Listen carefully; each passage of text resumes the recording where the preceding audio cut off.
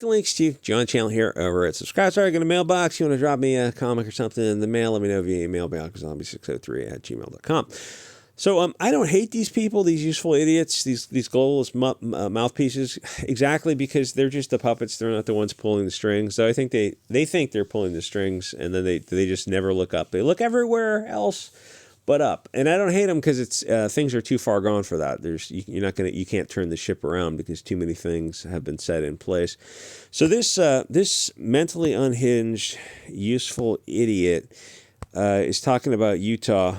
And she thinks it has the wrong percentage of people in it. But before that, she's writing these Amazon books, and she gets a 1-star review for some globalist bit of propaganda that she's putting out there. And you're selling books on Amazon. You're going to get some reviews, and they're not all going to be top marks. So someone says they're not into this kind of gender bending globalist propaganda. Fair enough. It's just a 2-paragraph review, not very much. There's not very much. It's just an opinion. They don't support this globalist nonsense. So she answers it on Twitter with, I think, 30 paragraphs. It sounds like the ravings of an unhinged lunatic, which it very much is. So and I'm reading the whole thing. I'm thinking, conservative asks why a wall is in place before tearing it down. The liberal understands why it was in place after the village is burning, but they never seem to learn those lessons. So it's always the people. Her quote is that Utah's got the too many European people in it. It's always the people who are living in the fairest Europa towns who thinks that I got to use some euphemisms for YouTube. Think we need to defund the police and hire social workers, and that more programs and feminism. So these are the kind of insane books she's writing. More programs and feminism will turn these people around. They think this because they have a lifetime of brainwashing, and they're just. These are midwits. That kind of best describes them, because they're not dumb, but they're just parodying things, and they've never had somebody sit down like a Steve Saylor has entered the chat, or who is it, Jared Taylor, who are like, the way of the world is showing you a little bit of reality. They never have that experience because they're living life on Twitter, and they just block people, or they just turn off replies. So they never have to be exposed to diversity of thought, and they never have to defend their opinions. And it's the adage, if you don't know your opponent's argument, you don't know yours. If you said that now to a lot of left-wing people under a certain age, they would respond with horror, with shock and horror. The idea of, they go, no, there is no opponent's argument. There is no counter-argument. There are no two ways to look at this. And you go, there's 2 ways to look at every argument. It doesn't matter what it is. That's insane that you would think you couldn't try to understand, to put yourself in the mind of the person who's arguing the opposite position. It's like, there is no opposite position. You're in a cult. If you say those kind of things, oh, no, don't talk to the outsiders.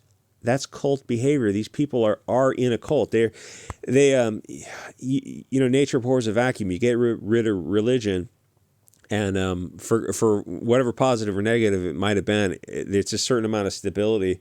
And they get rid of religion, and then this new Bolshevik religion swoops in. It's like they find themselves. They got rid of, like, they threw off the flora and fauna and the predator and prey ecosystem, and so something just swoops in and suddenly dominates the ecosystem. And it turns out to be this globalist propaganda, which is an offshoot of, communism. It's an offshoot of Bolshevism. Anyway, so those of us who are living in other areas of the country try to explain the way of the world to these people, and they call us istophobes, or just block us on social media, or block us, and then put out like these long manifestos, as you saw her response was to that woman. Just absolute nonsense. But it's all like they want a monologue. The concept of the open marketplace of ideas, the dialogue, terrifies them, because fundamentally they have bad ideas that can't be defended. That's why they have to censor and deplatform. And you bring this up to them, and they don't have a response to it, because they know deep down they know they have bad ideas, because they're emotion driven, and they want to please their herd animals much more so than the right. Anyway, so we present data, and they have a deflection and ad hominem attack on the ready. We explain that, if you defund the police, you'll get literal cannibalism. I don't mean that figuratively. I mean literally barbecues in the streets so that they can eat their ops. It's actually happening right now in another area of the world, in this little island. I don't say anything in the comments. Very close to America. Little barbecue in the streets. America is so beyond effed. It's really hard to express on YouTube. Thank God for Odyssey, BitChute, and Subscribe. Sorry. Thanks everyone over there. So click the links to get those other channels, because a quick video, because there are just too many hot words here. And I know what you want to say in the comments, but just don't say it. YouTube just removes channels like this. Small channels don't have any power to get their channels back. It's like once the channel's gone, it's gone, which is not the end of the world, but you know. So yes, YouTube knows all your dog whistles, Mr. Chicken Tendies, even if you spell a word backwards or put periods in between each letter. So, oh, they don't know this euphemism. You look through YouTube, it's like, I've seen it myself 100,000 times. Yes, YouTube knows. Why wouldn't they know that anyway? So yes, this useful idiot brainwashed by globalism thinks Utah has too many European Americans in it. What exactly do you mean by that? Yeah, we do definitely need more Kyles. The first person Kyle deleted, Rosenbaum, was someone who was released from a mental institute for abusing children. Rosenbaum. It was that was the first one who caught that 223 problem solver. Rosenbaum was someone who hurt kids. Oh, okay. Well, what about Grosskreutz? He was a woman abuser and a burglar. He broke into homes. Okay. Who's the other guy? I forget the other guy's name. There's 4 guys involved. 4 out of 4 were all felons. What are the odds? What are the odds? You go to a left-wing rally, and there's the first person who catches a 223 is a child, a monster who attacks children. Rosenbaum, the first guy. What are the odds? And then the other 2 guys who also catch 70 grains are also felons. What are the odds? Well, the odds in this case were 100, or 1 out of 1. That's in fact, there's a guy, the first guy who fires puts a 40 up in the air and lets one round fly. He was a tall blonde guy with the beard. He was actually felony in possession of a stolen 40 himself, and he's the guy who fired the first round that caused Kyle to start running and Rosenbaum to start chasing them. Rosenbaum, the guy who hurt children. It's like, well, the odds are pretty good at a left-wing rally that the first guy who gets hit is someone who hurts children. It's like, oh, well, that's not a human. I always used to say that on Twitter before I got kicked off. It's like, he sent him to hell. That's not a person that he deleted. That's a demon he deleted. That's not human. That doesn't count. There should be no prosecution for that. That might have been too much for YouTube. Anyway, so she thinks Utah has got too many European people in it. What exactly does she mean by that? Do other areas have too many other groups in those areas? If she prefers not to be around Europeans, why don't you move to, I don't know, other areas? There's other cities in America, Detroit.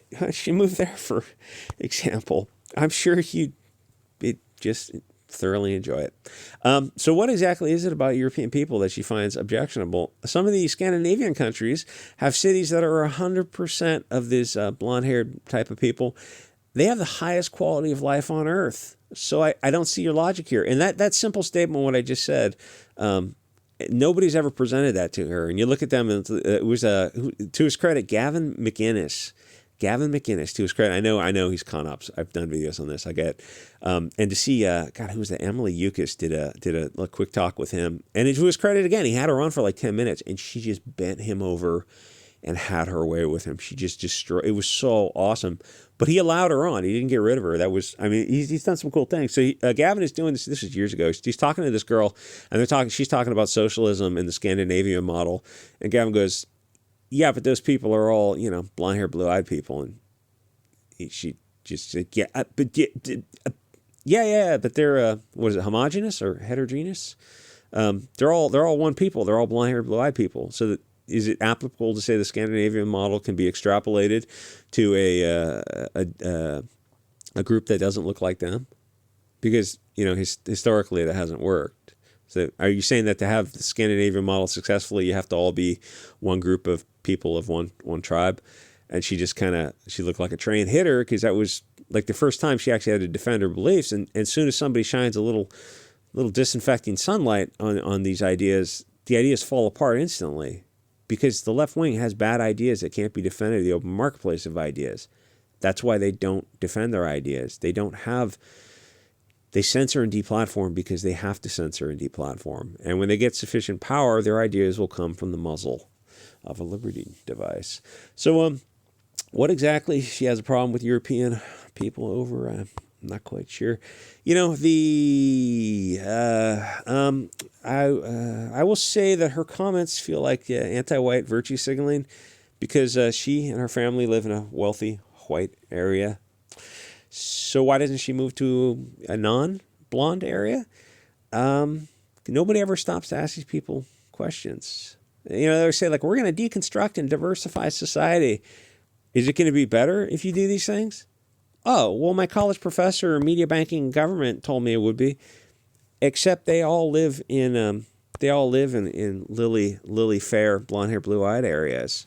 So something's not that, like, your premise, your argument is not leading to the conclusion. You have this conclusion, and then you look at the facts that support it and you go, but they don't lead to each other, because you're not living in these areas that you say you want for other people. That's not making sense. Can you solve that equation for me? Can you solve for X? And they go, oh, I'm sorry, I'm not an expert in calculus. Then why did you say the thing that you can't support factually? Why did you say this thing? Oh, I'm just parodying something. I'm just a mouthpiece. Like that book where the guy goes to the island, everyone's small, and then he goes to the island, everyone's Jabberwockies. I'm just parodying. I'm just repeating information. Yeah. Anyway, I looked through the rest of this, and I think that would probably just all get me kicked off YouTube. Literal cannibalism in the street. All these ideas these people say they want. I want feminist men. We want men in touch with their emotions. And so you get guys who are now, like, you know, cross-dressing, lipstick, makeup, all this kind of stuff, taking hormones and crying, and the guys want to be the center of attention. And you look at the women, so, like, are these the guys you want? Like, these guys you said you want? They're like, yeah, of course, these are the guys we want. And I go, but you're not dating them. You're not clicking on them on the dating apps. Why is that? You're clicking on the guy who looks like a standard. When they say, you know, standard Chad guy, when they say they want a feminine guy, they're thinking like Johnny Depp when he was 22, or, you know, Brad Pitt at 27 when he's in those kind of movies. Like that. That's what they said. That's what they want.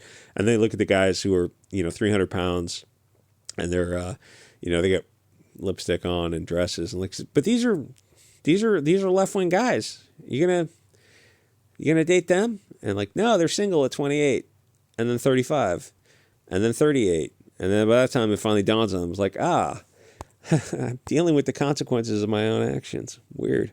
That's about probably as far as I can go. And YouTube is so freaking lame. It's I don't know. Anyway, like, comment, subscribe. Thanks everyone over at Subscribestar and Odyssey and BitChute. And I will see you guys on the next episode.